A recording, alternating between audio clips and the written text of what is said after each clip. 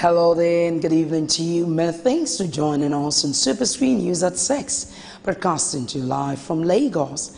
I am Adenike Owoye Ajiboye.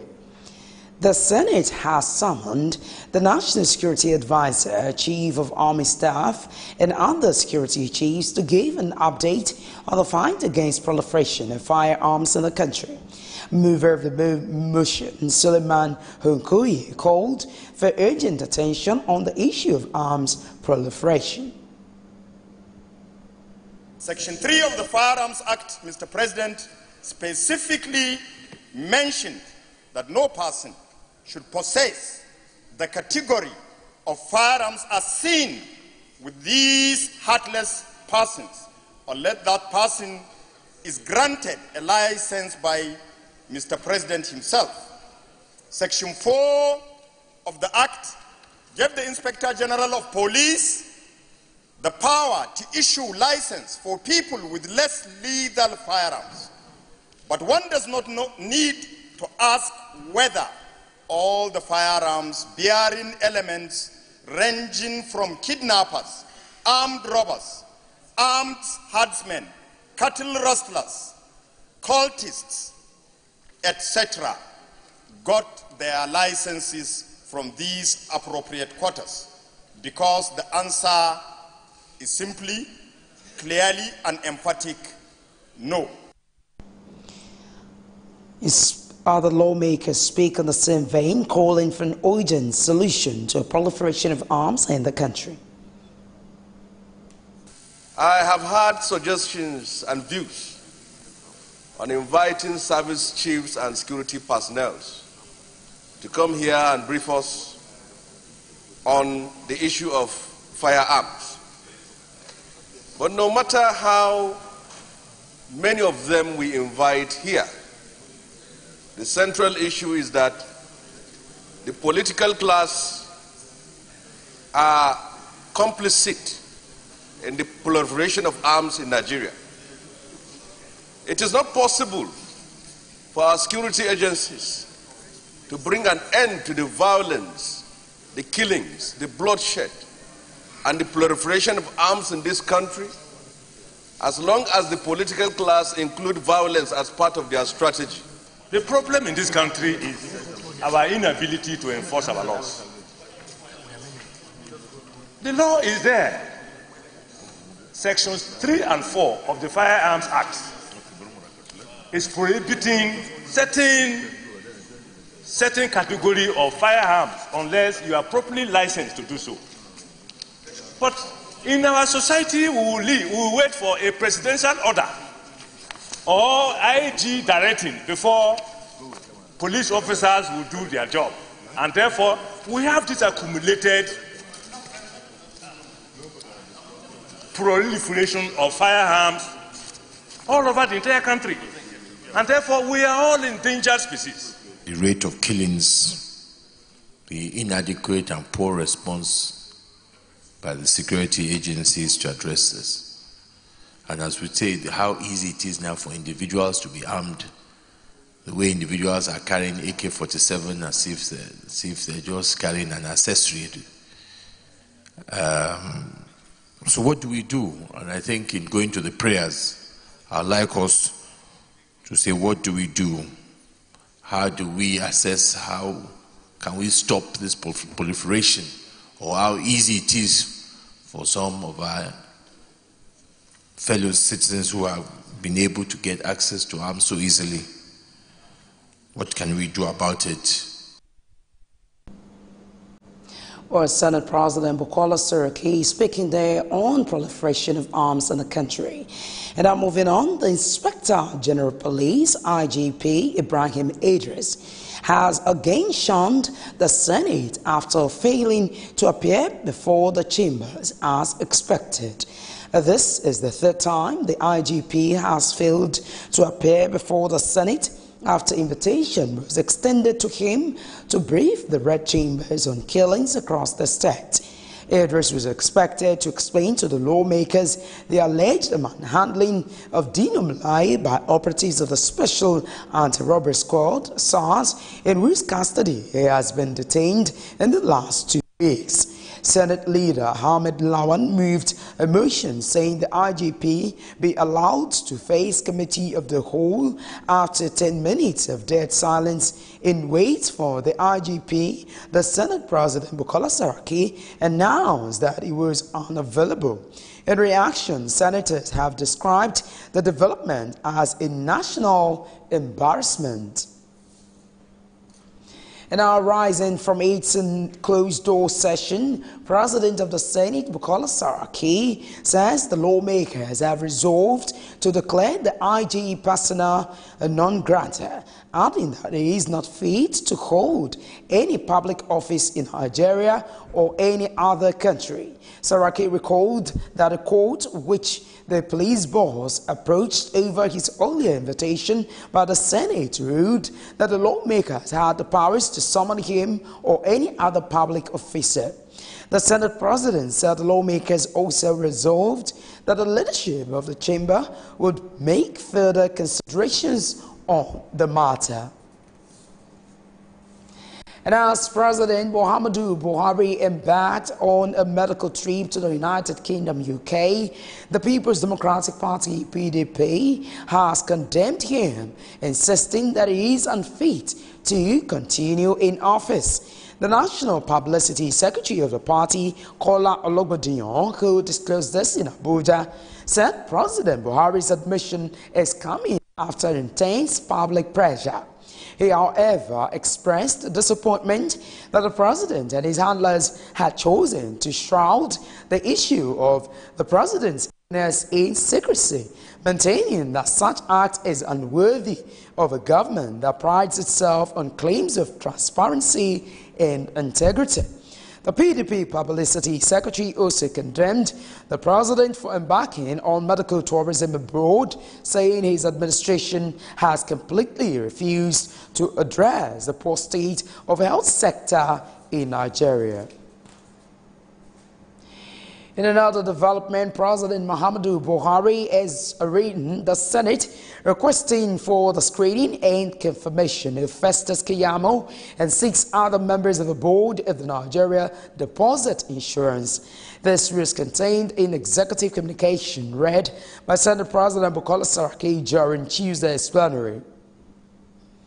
The distinguished Senate President, request for confirmation of appointment of chairman and members of the governing board of the Nigerian Deposit Insurance Corporation.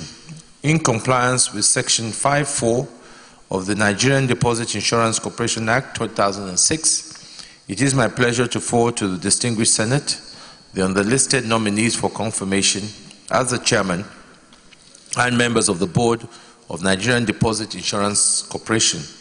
Their CVs are attached herewith. Chief Olabode Akim Mustafa, Chairman, Ogun State, Southwest. Alhaji Garba Buba, Member, Bauchi. Bello Garba, Member, Sokoto State. Brigadier General Joseph O.J. Okalogu, Member, Enugu. Mustafa Adewale Mujashiru, Member, Kwara. Barrister Festus A. Keyamo, Member, Delta. Mr. Adewale W. Adeleke, Member, Ondo State. It is my hope that the distinguished Senate will consider and confirm the nominees in the usual expeditious manner. Please accept, Mr. Senate President, the assurances of my highest consideration. Yours sincerely, Muhammadu Buhari. A similar development, President Muhammadu Buhari also forwarded the name of Atahiru Garba for confirmation as a replacement for the resident electoral commissioner of Niger State. Governor Akinwumi Ambode of Lagos State has emphasized the importance of inclusive government as a possible solution to the nation's challenges. Governor Ambode expressed this view in a convocation lecture he delivered at the University of Lagos. A report.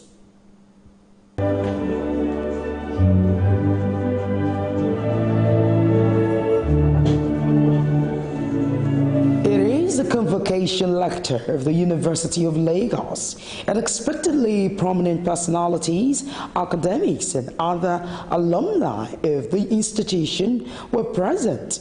They listened with apt attention as the governor of Lagos State, Akinwumi Ambode, delivered his lecture with the theme Inclusion, Path to a New Nation. Reflecting on the myriads of challenges facing Nigeria, he was quick to call for an all-inclusive government as panacea to Nigeria's socio-economic and political problems, especially security challenges. The governor equally urged the graduates to contribute towards a united Nigeria. There recently has been clamor for devolution of power and true federalism. While much of this talk is good intentioned, I believe it misses the crucial point.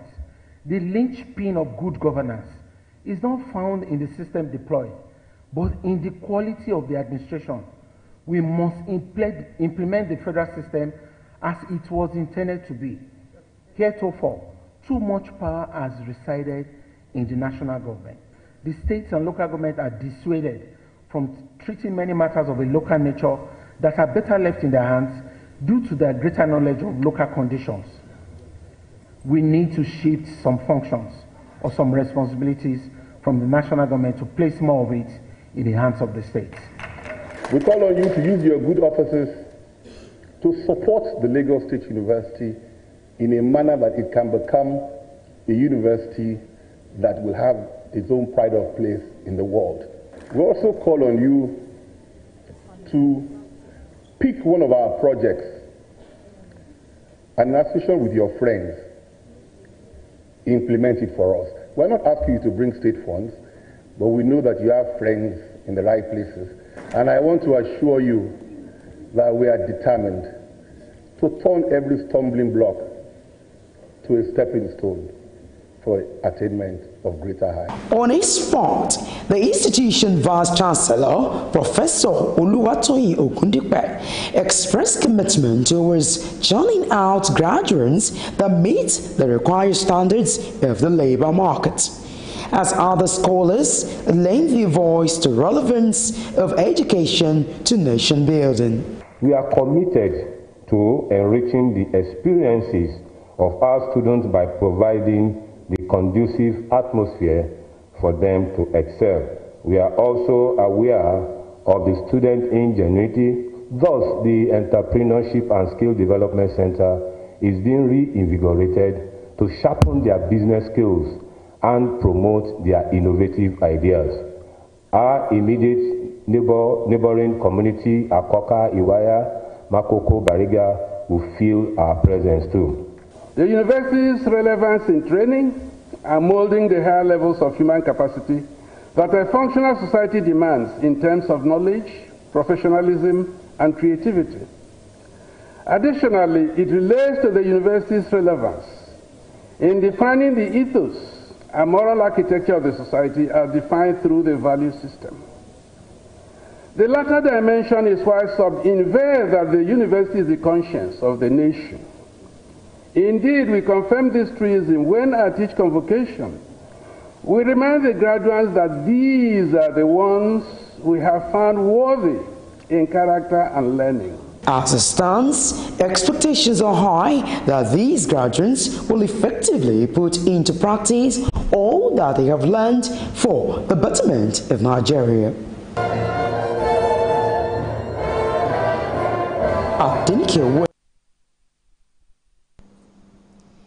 Human rights activist Femi Falana has urged the Academic Staff Union of Universities to ensure the collection of 463 billion Naira Education Intervention Fund in the custody of the Central Bank of Nigeria, CBN.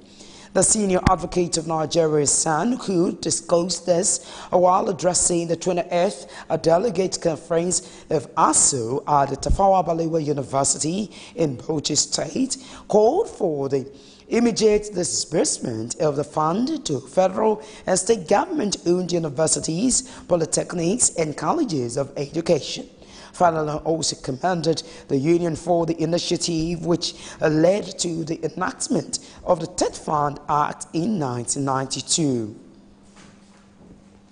In Ekiti State, The national chairman of the People's Democratic Party, PDP, Uche Sekanda, says the successful conduct of hitch-free and transparent gubernatorial primaries in Ekiti State is a consequence of the party's rebranding and repositioning project.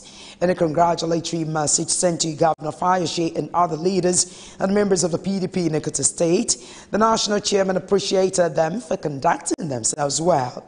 He charged them to note the pre-primary understanding that there will be no winner or loser, but all contestants. The National Working Committee of the All Progressives Congress, APC, has sacked the chairman of the Delta State Local Government Area and Ward Congress Committee, Sani Dododo. Dododo was sacked for announcing the controversial results from last Saturday APC Ward Congresses that held across the nation. They had allegedly announced the result of World Congress in the state without following the approved party guidelines. He was also accused of announcing the results without the knowledge and input of other members of the Congress committee. The Dodo has been replaced by Emmanuel Chinda. Bauchi APC gubernatorial aspirant Bala Jibrin has blamed the party's National Congress Committee and Governor of Bauchi State of allegedly hijacking Saturday's Congress in the state. Jibrin, who disclosed this to journalists in Bauchi, said the Congress was vague, undemocratic, and a coup to rob the party's supporters of their rights. Jibrin added that a meeting was held on Friday at the government house, inviting only the governors, announced candidates, and shouting out other contestants. The Federal Executive Council, FEC, has directed the Ministry of Health to step up surveillance at all the nation's entry points to prevent the spread of Ebola to the country following the outbreak of the virus in Democratic Republic of Congo, DRC. The Minister of Health, Professor Isaac Adewale, disclosed this to State House correspondents at the end of the Council's meeting presided over by Vice President Yemi Oshibajo at the Presidential Villa, Abuja.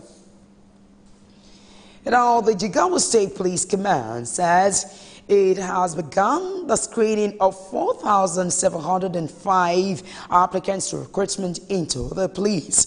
Police Public Relations Officer, PPR of the command, Abdu Jinjiri, who discussed this to journalists in Abuja, said the applicants were drawn from all local government areas of the state. Jinjiri also said during the period of the exercise, the command will check applicants' health statuses, sites, physical fitnesses, as well as their credentials, stressing that only 3 females out of the 4,705 applicants had turned up for the exercise. The police in Edo State says IT personnel had arrested 7 members of a kidnap gang. A State Commissioner of Police, Johnson Kokumo, disclosed this at a news conference on the command's achievement in the fight against crime. Kokumo said the suspects were arrested on April 27, adding that they were responsible for the kidnapping and killing of one Osage Omayavbo in Benin on April 21. If you've just joined us watching Superscreen News at 6, we'll take a short break here. More news after this time out. To stay.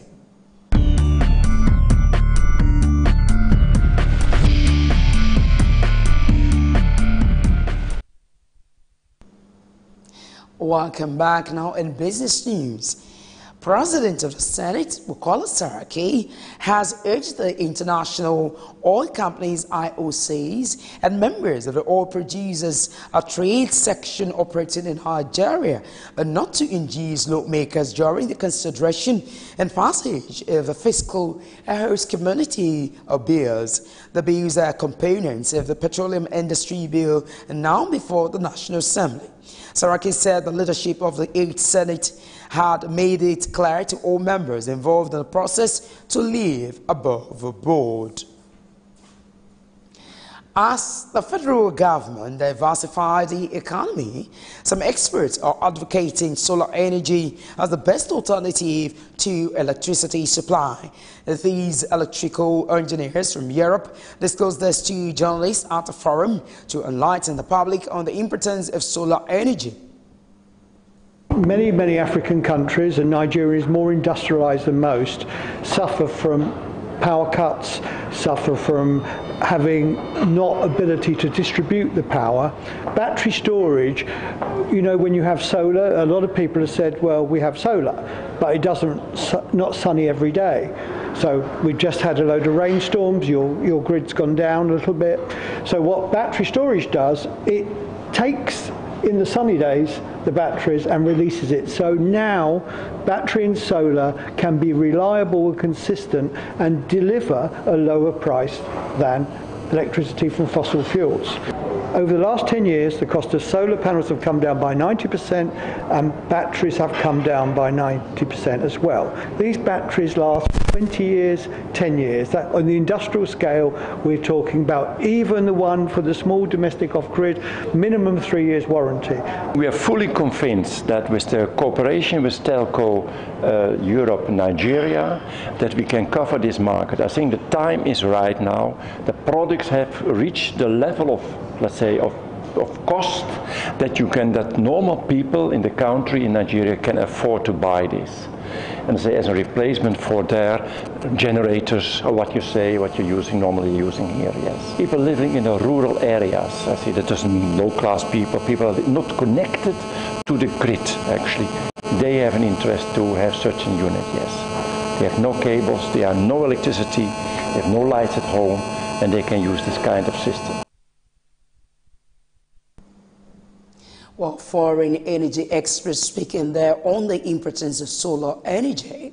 And moving on, the coordinator of the National Youth Service Corps in Osun State, Emmanuel Atta, says the federal government has made plans for corps members with good business ideas to get loans between 200,000 naira and 2 million naira to start their businesses after their service year. The coordinator discussed this during the skill acquisition and entrepreneurial development inter-platoon competition and exhibition at the NYSC orientation camp in Ede, Osun State on Tuesday. Atta said the loan, which will be given in collaboration with the Bank of Industry BUI, the Central Bank of Nigeria CBN, and Small and Medium Enterprises Development Agency of Nigeria, will be made available to corps members after they might have undergone skill acquisition and entrepreneurial development programs. Now, the National Information Technology Development Agency, NITDA, says the country spends about $2 billion, equivalent of 611.5 billion naira at the official dollar on information technology projects annually. The agency also said it has saved over 6 billion naira for the federal government through its advisory role in the last 1 year, adding that the agency had always strived to correct the errors in its projects. The Director General NITDA, Isam Pantani, discussed this at the stakeholders workshop on information technology projects, clearance guidance, and portal in Abuja.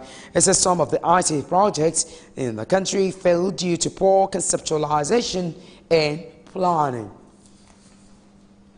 If you've just joined us watching Superscreen News at 6, I will take another short break here to bring you news from the foreign scene and then sports. Join us again.